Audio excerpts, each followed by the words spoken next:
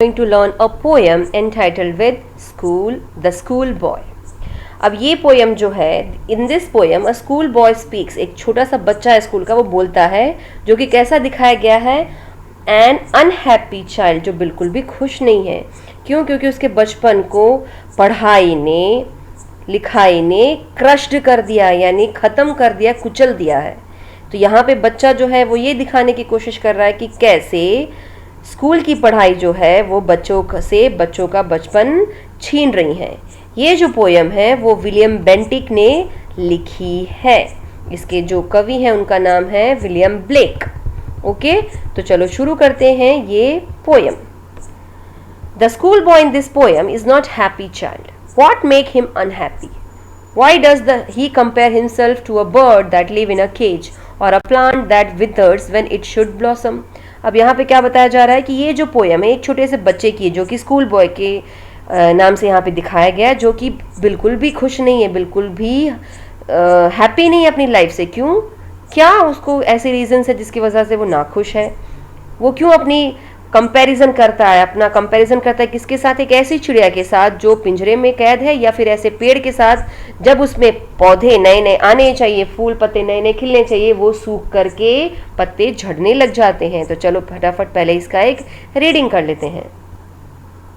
I love to rise in summer morn when the birds sing on every tree, the distant huntsman winds his horn, and the skylark sings with me.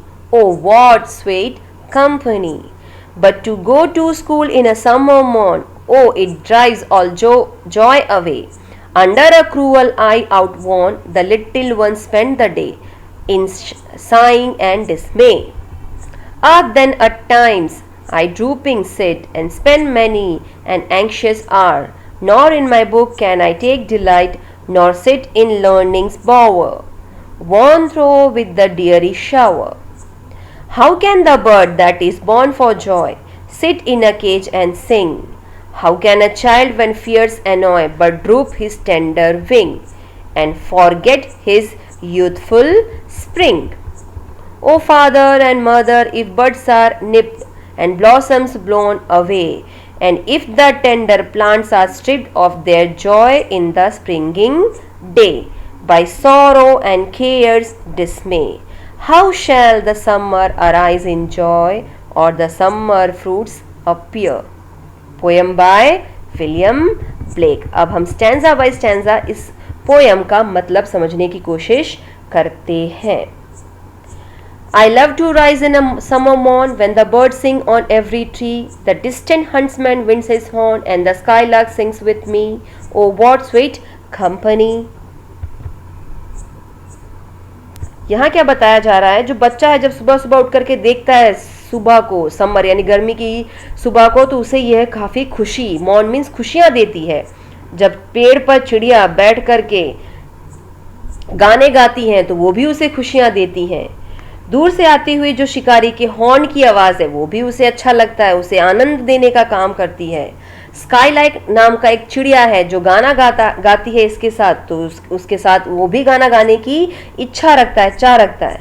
Simple में बोले तो इस बच्चे को ये जो प्रकृति है, यानी जो नेचर है कंप्लीट, जिसमें सुबह की गर्मी के सुबह के बारे में बात किया गया है, चिड़ियों के बारे में बात किया गया जो पेड़ों पे बैठ के गाना गा रही हैं, शिकारी के बारे में बताया गया है जो दूर से हॉर्न बजा रहा है, स्काईलार्क के बता रहे हैं जो जिसके साथ ये गाना गाना चाहता है। ये इन सभी के साथ रह करके काफ़ी ज़्यादा खुश बताया जा रहा है। कौन? ये छोटा बच्चा जिसकी ये कहानी है। Second stanza. But go to school in a summer morn, oh, it drives all joy away. Under a cruel eye outworn, the little ones spend the day in sighing and dismay. अब यहाँ पे क्या बता रहा है? एक दुखी सुबह के बारे में कंपैरिजन बता रहा है, लेकिन उसका प्रातःकाल तो दुख में, समर मॉर्न मतलब दुख में ही बीतता है। क्यों? क्योंकि उसका सारा दुख, सारा जो खुशी है वो तो छीन ले जाती है। कौन छीन ले जाती है? उसका स्कूल जाना। वो उसे चिंता में जीवन बिताने के लिए मजबूर कर देते हैं। ना ही पुस्तकें और ना ही अध्यापक, ना ही भाषण, उसे कुछ भी अच्छा नहीं लगता। वो क्या कहता है? सारा टाइम बस मुझे एक जगह बैठे रहना है, उदास होकर के बैठे रहना है और सारा टाइम मुझे बस उनकी बातों को सुनते रहना है।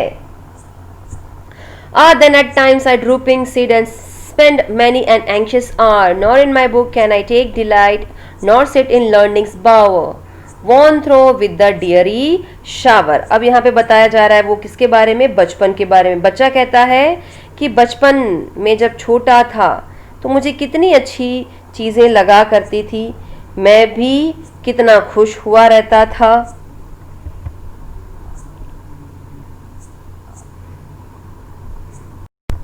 यहाँ पे क्या कहा जा रहा है कि बच्चे का बचपन किस में होता है कि वह बर्ड की तरह कैसा रहे, फ्री रहे, यानी उसको आज़ादी मिले और हैप्पी रहे।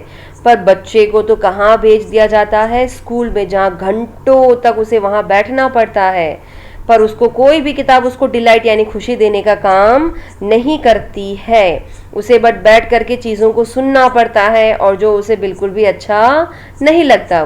फिर वो बोलता है, how can the bird that is born for joy sit in a cage and sing, how can a child when fears annoy but drops his tender wing and forget his youthful spring. यहाँ पे क्या कह रहे हैं कि कैसे एक चिड़िया जो कि पैदा ही इसीलिए हुई है कि वो खुशी में यहाँ वहाँ उड़े, गाना गाए, लेकिन उसको मजबूर कर दिया जाता है पिंजरे में बैठ करके गाना गाने के लिए। सेम तरीके से एक बच्चे को आप कैसे खुशी दे सकते हो जबकि उसे आपने डरा करके रखा है। डरा करके रखना मतलब डिसिप्लिन में रखना, क्योंकि स्कूल में तो आपको डिसिप्लिन में रहना पड़ता है। तो वो जो डर है उसको डराता रहता है, उसे गुस्सा दिलाता रहता है। नॉय मीन्स गुस्सा दिलाता रहता है। उसके करम नरम नरम, टेंडर मीन्स नरम नरम पंखों को बांध दिया जाता है। किसके? बच्चों को, क्योंकि उनसे उनका बचपना छीना जा रहा है। उनको स्कूल में जबरदस्ती पढ़ने के लिए भेजा जा रहा है और उसकी जो ये बचपन का समय है जो कि स्प्रिंग के साथ कंपेयर किया गया है, उसे तोड़ने का काम किया जा रहा है।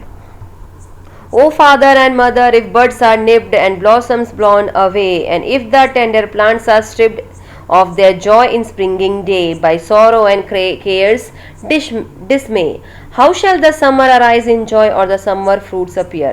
फिर वो कहता है अपने माँ बाप के लिए, क्या कहता है? माता पिता को अपनी गलती समझनी चाहिए। वो कहता है कि बच्चे को आनंद मिलना, आज़ादी मिलना बहुत ज़रूरी है और अगर उससे आप उनको दूर रखते हो तो वो उनके लिए बसंत छीनने के बराबर है। वो कह रहा है कि आप कैसे किसी भी बड को तोड़ लोगे, तो फिर बड मीन्स कली के बारे में बताया जा रहा है। अगर आप कली को तोड़ लोगे तो वो कैसे खिलेगा? उससे उसकी जो क्वालिटी है वो छीन ली जा रही है। और सेम तरीके से अगर आप नरम पत्तों से, उसके नरम पेड़ से उसके पत्तों को छीन लोगे तो वो कैसे अपने स्प्रिंग डे को एंजॉय करेगा?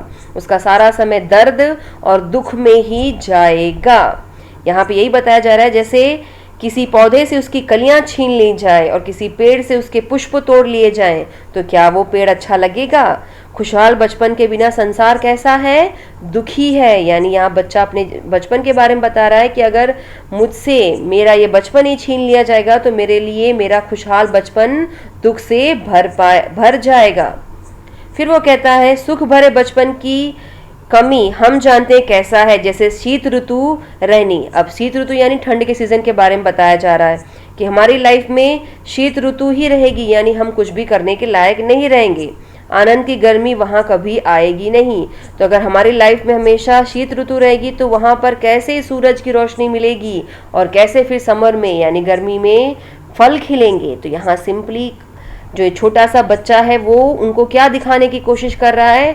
अपने पेरेंट्स को बताने की कोशिश कर रहा है कि हम बच्चों की, हमसे हमारा बचपन छीन रहे हैं, हमें पिंजरों में डाल रहे हैं स्कूल के फॉर्म में। वो बता रहा है कि आप हमें स्कूल में घंटों घंटों तक भेज देते हैं पढ़ने के लिए, हमसे हमारा बचपन छीनता जा रहा है। तो आपको अपनी गलतियों का एहसास करना चाहिए। फटाफट इसके मीनिंग्स देख लेते हैं। Nipped, to nip something in the buds is to stop, destroy it an early stage of its development. Nip means पौधों से, फूलों से उसकी कलियां तोड़ लेना, that is the meaning of nipped. Stripped means उतार देना या गिरा देना। Plant stripped of joy यानी जॉय को पौधों से छीन लिया गया है, छीन लिया गया है। तो ये था आपका पोएम द स्कूल बॉय। इसी वजह से ये बच्चा अनहैप्पी था। Thank you.